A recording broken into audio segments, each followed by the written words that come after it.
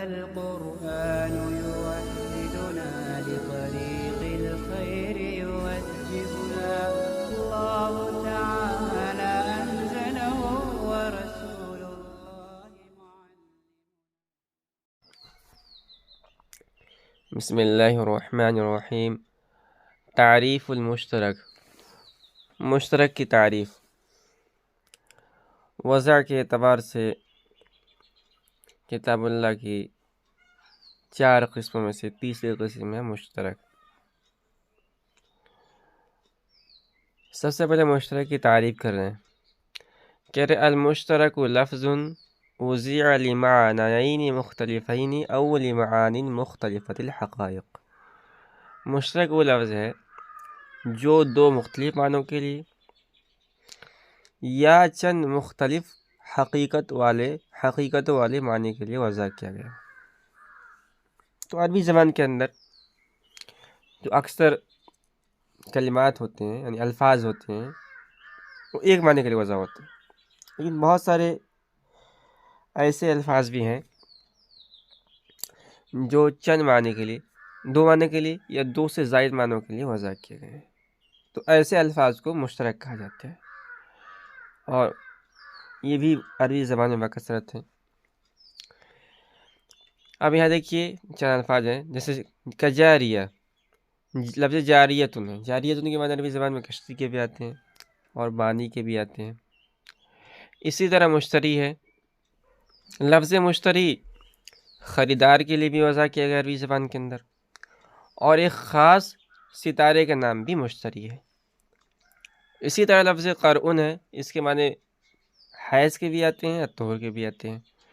تو کہا یہ جائے گا کہ لفظ جاریہ اور لفظ مشتری اور لفظ قرع یہ مشترک ہیں۔ یہ تو مشترک کی تعریف اور مثال۔ اس کا حکم کیا ہے؟ کہ حکمہ اذا اریت احد معانیہ لا یراد معناہ الآخر۔ اس کا حکم یہ ہے کہ جب اس کے چند معنی میں سے ایک معنی کو مراد لے لیا جائے تو دوسرے معنی کو مراد نہیں لیا جا سکتا ہے۔ یعنی جب ہم نے اس کے ایک معنی مراد لے لیے تو اب دوسرے معنی کو بیک وقت مراد نہیں لیا جا سکتا ہے۔ چنانچہ جو آیت اوپر گزری ہے، والمطلقات یتربصن بانفسہن ثلاثۃ قروء، اور طلاق شدہ عورتیں اپنے آپ کو 3 قروء تک رو کے رکھیں۔ تو اس میں لفظ قرعن جو ہے یہ مشترک ہے، حیض کے معنی بھی آتے ہیں، طہر کے بھی آتے ہیں۔ امام ابو حنیفہ رحمۃ اللہ علیہ نے اس سے طہر کے معنی یعنی حیض کے معنی مراد لیے۔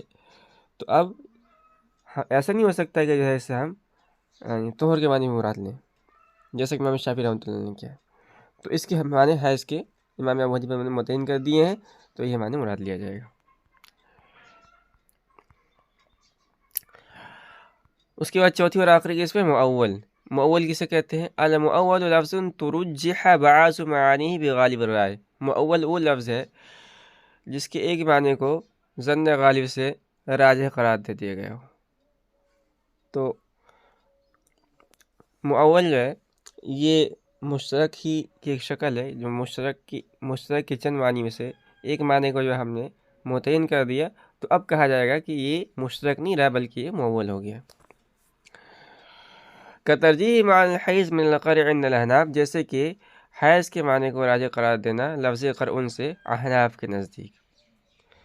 تو احناف نے جب لفظ قرعن سے حیض مراد لے لیا تو اب کہا جائے گا کہ یہ مؤول ہے۔ اس کا حکم کیا ہے؟ حکم وجوب العمل به مع احتمال الخطا۔ اس کا حکم یہ ہے کہ اس پہ عمل کرنا واجب ہے خطا کے احتمال کے ساتھ۔